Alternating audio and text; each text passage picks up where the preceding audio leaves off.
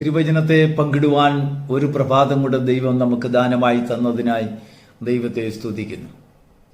ലോക ജനങ്ങളിൽ ഏതാണ്ട് 1/3 രാവിലെ പ്രഭാതത്തിൽ ഉറക്കമുണർന്ന് കാണുന്നത് അനർത്ഥങ്ങളാണ്, പട്ടിണിയാണ്, ദാരിദ്ര്യമാണ്, മരണക്കുഴികളാണ്. പ്രതീക്ഷിക്കാത്തതും കണ്ടിട്ടില്ലാത്തതും അറിഞ്ഞിട്ടില്ലാത്തതുമായ പുതിയ പുതിയ സംഭവ വികാസങ്ങളിലേക്ക് ലോകത്തിലെ വലിയൊരു കൂട്ടം ജനങ്ങൾ വീണുകൊണ്ടിരിക്കുകയാണ്. ഈ സമയത്തിൽ സമാധാനമുള്ള ഒരു പ്രഭാതം ദൈവം നമുക്ക് തന്നിട്ടുണ്ടെങ്കിൽ അത് നമ്മുടെ കഴിവുകൊണ്ടല്ല, മിടുക്കുകൊണ്ടല്ല, ദൈവത്തിൻ്റെ ദാനമാണ്. ഈ സമാധാനമുള്ള പ്രഭാതത്തിൽ ദൈവം നമുക്ക് തന്നിരിക്കുന്ന ഒരു ഉത്തരവാദിത്വമുണ്ട്. സമാധാനമില്ലാത്തവർക്ക് വേണ്ടിയും കഷ്ടത അനുഭവിക്കുന്നവർക്ക് വേണ്ടിയും അല്പനേരം പ്രാർത്ഥിക്കുവാനുള്ള ഒരു കടപ്പാടും കൂടെ കർത്താവ് നമുക്ക് തന്നിട്ടുണ്ട്. ദൈവത്തിന് സ്തോത്രം.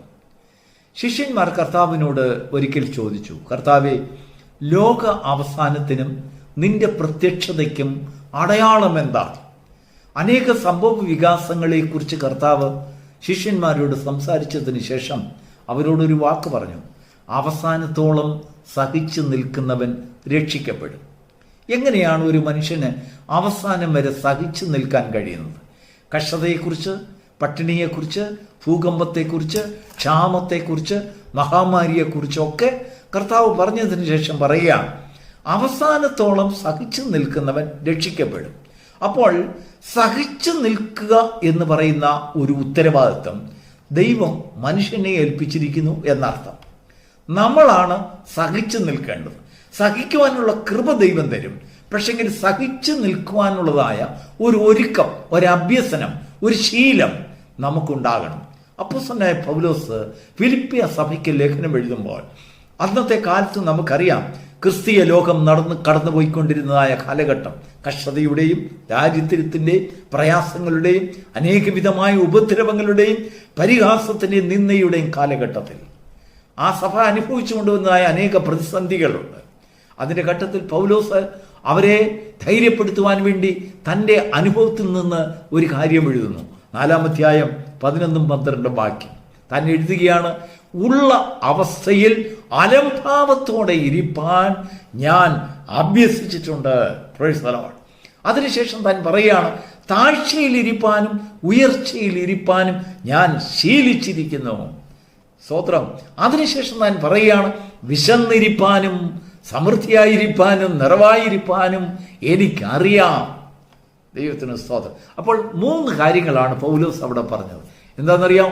1 അഭ്യസിച്ചിരിക്കുന്നു, 2 ശീലിച്ചിരിക്കുന്നു, 3 അറിയാം. എന്താണ് അഭ്യസിച്ചിരിക്കുന്നത് പറഞ്ഞാൽ? എവിടെ നിന്നാണ് അഭ്യസിച്ചിരിക്കുന്നത്? അവർക്ക് അവരുടെ ആ വിഭാഗത്തിൽ തന്നെ, ആ സമൂഹത്തിൽ തന്നെ അവർക്ക് അങ്ങനെ ഒരു അഭ്യസനമുണ്ട്. ഒരിക്കൽ ഇസ്രായേൽ പ്രധാനമന്ത്രിയായിരുന്ന, അല്ലെങ്കിൽ അവിടുത്തെ വിദ്യാഭ്യാസ മന്ത്രിയായിരുന്ന, തത്വചിന്തകനായ, ബുദ്ധിജീവി എന്ന് കേൾവി കേട്ടതായ വളരെ സമ്മതദായകനായ ഒരു മനുഷ്യനുണ്ടായിരുന്നു, ഷിമോൻ പെരസ്. നിങ്ങൾക്കെല്ലാവർക്കും അദ്ദേഹത്തെ ഒരുപക്ഷെങ്കിൽ പേരുകൊണ്ടും ചരിത്രം കൊണ്ടുമൊക്കെ അറിയാമായിരിക്കാം. അദ്ദേഹത്തെ ഒരു മീഡിയ ഒരിക്കൽ ഇന്റർവ്യൂ ചെയ്തപ്പോൾ അദ്ദേഹത്തോടൊരു ചോദ്യം ചോദിച്ചു, നിങ്ങളുടെ ജനങ്ങളെ നിങ്ങൾ ഏറ്റവും കൂടുതൽ പഠിക്കാൻ നിർബന്ധിതമാക്കുന്നത് എന്താണ്? കൂടുതൽ നിർബന്ധിച്ച് പഠിപ്പിക്കുന്നത്? അദ്ദേഹം പറഞ്ഞു, ഞങ്ങളുടെ ജനങ്ങളെ ഞങ്ങൾ യുദ്ധം ചെയ്യുവാനല്ല ആദ്യം പഠിപ്പിക്കുന്നത്, ഏതവസ്ഥയിലും സന്തോഷത്തോടെ ഇരിക്കാൻ, അലംഭാവത്തോടെ ഇരിക്കുവാൻ ഞങ്ങൾ അവരെ അഭ്യസിപ്പിക്കുന്നു. ഒരു രാജ്യത്തിൻ്റെ ഉയർച്ച, ഒരു സമൂഹത്തിൻ്റെ ഉയർച്ച, ഒരു സമൂഹത്തിൻ്റെ വിലയും കനവും അവിടെ എത്ര യുദ്ധ സാമഗ്രികൾ ഉണ്ടെന്നുള്ളതല്ല, അവിടെ എത്ര യുദ്ധം പരിശീലിപ്പിക്കുന്ന ഇടം ഉണ്ടെന്നുള്ളതല്ല, അവിടെ എത്ര വിദ്യാഭ്യാസമുണ്ട്. താഴ്ചയിലിരിപ്പാനും ഉയർച്ചയിലിരിപ്പാനും അലംഭാവത്തോടെ ഇരിപ്പാനും ഉള്ള അവസ്ഥയിൽ സന്തോഷത്തോടെ ഇരിപ്പാനും അഭ്യസിപ്പിക്കുന്നതായ പഠന കേന്ദ്രങ്ങൾ എത്രയുണ്ട്. അതാണ് ഒരു രാജ്യത്തിൻ്റെ നിലനിൽപ്പ്, ഒരു ഉയർച്ച. ദൈവത്തിന് സ്തോത്രം. അപ്പോൾ സാമൂഹ്യമായിട്ട് യഹൂദനായ പൗലോസിന് ഒരു അഭ്യസനമുണ്ട്. എന്താണെന്നറിയാമോ? ഉള്ള അവസ്ഥയിൽ അലംഭാവത്തോടെ ഇരിപ്പാൻ. അത് നമ്മെ വലിയൊരു ഉയർച്ചയിലേക്ക് കൊണ്ടുപോകും. താഴ്ചയല്ല, ഉയർച്ചയിലേക്ക് കൊണ്ടുപോകും. അതിനുശേഷം തന്നെ പൗലോസ് പറയുകയാണ്, വിശന്നിരിപ്പാനും ഞാൻ ബലത്തോടെ ഇരിപ്പാൻ അല്ലെങ്കിൽ അലംഭാവത്തോടെ ഇരിപ്പാനും എനിക്കറിയാം. ഞാൻ അഭ്യസിച്ചിട്ടുണ്ട്. താഴ്ചയിലിരിക്കാനും ഉയർച്ചയിലിരിക്കാനും ഒക്കെ ഞാൻ അഭ്യസിച്ചിരിക്കുന്നു, ശീലിച്ചിരിക്കുന്നു. എനിക്കറിയാം ഞാൻ അഭ്യസിച്ചിരിക്കുന്നതിനെ എൻ്റെ ദൈനംദിന ജീവിതത്തിൽ മറക്കാതെ ഞാനത് പാലിക്കുവാൻ എനിക്കറിയാം. ദൈവത്തിന് സ്തോത്രം. പ്രിയപ്പെട്ട ദൈവമക്കളെ, വെറും തത്വത്തിലും ഉപദേശത്തിലുമല്ല, ജീവിതത്തിൽ പ്രാവർത്തികമായി നാം ഇവ അഭ്യസിപ്പിക്കുമ്പോൾ, നമ്മുടെ കുഞ്ഞുങ്ങളെ അഭ്യസിപ്പിക്കുമ്പോൾ വരുവാനിരിക്കുന്ന പ്രതികൂലങ്ങളിൽ അവർക്ക് പിടിച്ചു നിൽക്കുവാനാകും. ഇല്ല എങ്കിൽ എന്താണെന്നറിയാമോ? ചെറിയൊരു പോറൽ വരുമ്പോൾ ചില കുഞ്ഞുങ്ങൾ പെട്ടെന്നൊന്ന് മുട്ടുകുത്തി താഴെ വീഴുന്ന ഉടനെ അവർ കരഞ്ഞിട്ട് പെട്ടെന്ന് ആ ചെറിയ ഒരു ചോരപ്പൊടിപ്പോ എന്തെങ്കിലും ഉണ്ടെങ്കിൽ അവർ വലിയൊരു ബാൻഡേജ് കൊണ്ട് കെട്ടുന്ന കണ്ടിട്ടില്ലേ? ഇല്ലെങ്കിൽ നമ്മൾ പെട്ടെന്ന് ഒരു തുണിയെടുത്ത് അവരുടെ ആ മുറിവിലൊന്ന് കെട്ടി നോക്കൂ, അവർ കരച്ചിൽ നിർത്തും. അതുപോലാണ് നമ്മൾ ചെറിയൊരു കഷ്ടങ്ങൾ വരുമ്പോൾ നമ്മൾ ദൈവത്തിന്റെ സന്നിധിയിൽ ചെന്ന് ഉപവാസമായി, കണ്ണുനീരായി, പ്രാർത്ഥനയായി, നിലവിളിയായി, അനേകരോട് അറിയിക്കുകയായി, കഷ്ടതയെക്കുറിച്ച് വലിയൊരു വിശദീകരണം കൊടുക്കുകയായി. എന്നാൽ ജീവിതത്തിൽ ഇതൊക്കെയും ഒരു അഭ്യസനമായി, ഒരു ശീലമായി നമ്മൾ ഏറ്റെടുക്കുമ്പോൾ ഇതൊന്നും സാരമില്ല, ദൈവം അതിന്മേൽ കൃപ തരും, എനിക്കിത് സഹിക്കുവാനുള്ള കൃപ ദൈവം തരുമെന്നുള്ളതായ ഒരു ആശ്വാസം നമുക്കുണ്ടാകും. ഈ നാളുകളിൽ നമുക്ക് ഇങ്ങനെയുള്ള ഒരു അഭ്യസനം നമുക്കും നമ്മുടെ കുഞ്ഞുങ്ങൾക്കും ആവശ്യമാണ്. വിശ്വാസികൾ ജനങ്ങൾക്ക് ദൈവസന്നിധിയിൽ ദൈവത്തിന്റെ വചനത്തിന്റെ അടിസ്ഥാനത്തിൽ ദൈവകൃപയിൽ ആശ്രയിച്ചുകൊണ്ട് പ്രാർത്ഥനാ ജീവിതത്തിൽ കൂടെ കുടുംബമായി കുഞ്ഞുങ്ങൾക്ക് ഇങ്ങനെ ഒരു അഭ്യസനം നമ്മൾ കൊടുക്കുമെങ്കിൽ അനേക പ്രതികൂലങ്ങളെ, പ്രതിസന്ധികളെ നമുക്ക് അതിജീവിക്കുവാൻ കഴിയും. ഇല്ല എങ്കിൽ ചെറിയ കഷ്ടങ്ങൾ വരുമ്പോൾ നമ്മൾ തകർന്നു പോകും, നമ്മൾ താണുപോകും.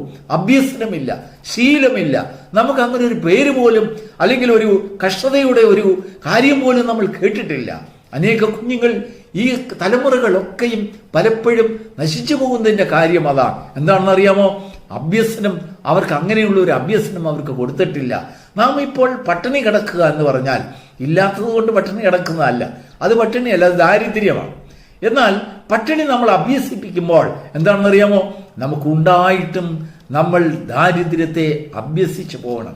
നമ്മുടെ ജീവിതത്തിൽ ഏതൊരവസ്ഥയിൽ കൂടെ ദൈവം കടത്തിക്കൊണ്ടുപോയിരുന്നാലും ശരി, ആ അവസ്ഥയിൽ ജീവിക്കാനുള്ള ഒരു അഭ്യസനം ഈ തലമുറ നമ്മൾ കൈക്കൊണ്ടില്ല എങ്കിൽ വലിയ ഒരു പ്രതികൂല അവസ്ഥ നമുക്ക് നേരിടുമ്പോൾ നമുക്ക് നിലനിൽക്കുവാൻ കഴിയുകയില്ല. നാളെ എന്താണ് ലോകത്തിന് സംഭവിക്കുന്നത്, എങ്ങനെയൊക്കെയാണ് കാര്യങ്ങൾ തിരിഞ്ഞു മറിഞ്ഞു പോകുന്നതെന്ന് ആർക്കും അറിയില്ല. അനേക ഭരണാധികാരികൾ, അനേക പട്ടാള വിഭാഗങ്ങൾ, അല്ലെങ്കിൽ പ്രതിരോധ മന്ത്രിമാർ, ഇവരെല്ലാം തലപുകഞ്ഞ് ആലോചിച്ചു കൊണ്ടിരിക്കുകയാണ് എങ്ങനെയാണ് ഒരു പ്രതിസന്ധിയിൽ നിലനിൽക്കുവാൻ കഴിയുന്നത്. ആരുടെയും മനസ്സിൽ ചിന്തിക്കാത്ത കാര്യങ്ങളാണ് ഓരോ ദിവസം തോറും ഉരുത്തിരിയുന്നത്. ഇതിനെല്ലാം ഒരു കൺട്രോളിങ് ഉയരത്തിലുണ്ട് എന്ന് ജനങ്ങൾ ഇപ്പോൾ പെതുക്കെ മനസ്സിലാക്കിക്കൊണ്ടിരിക്കുന്നു. നമ്മൾ വിളിച്ചു പറയേണ്ട ആവശ്യമില്ല, നമ്മൾ വലിയ പ്രസംഗം കഴിക്കേണ്ട ആവശ്യമില്ല. ദൈവം ലോകത്തെ പഠിപ്പിക്കുവാൻ അത്യുന്നതനായവൻ രാജത്വങ്ങളിന്മേൽ അധികാരം ചെലുത്തുന്നു, അധികാരസ്ഥൻ സർവശക്തനായ ദൈവമാണെന്ന് തിരിച്ചറിയിപ്പിക്കുവാൻ ദൈവത്തിന് ഒരു നിമിഷം മതി. Praise the Lord. നമ്മൾ 100 വർഷം കൊണ്ട് പ്രസംഗിക്കുന്നത് ദൈവം ഒറ്റ സെക്കൻഡ് കൊണ്ട് ചെയ്യും.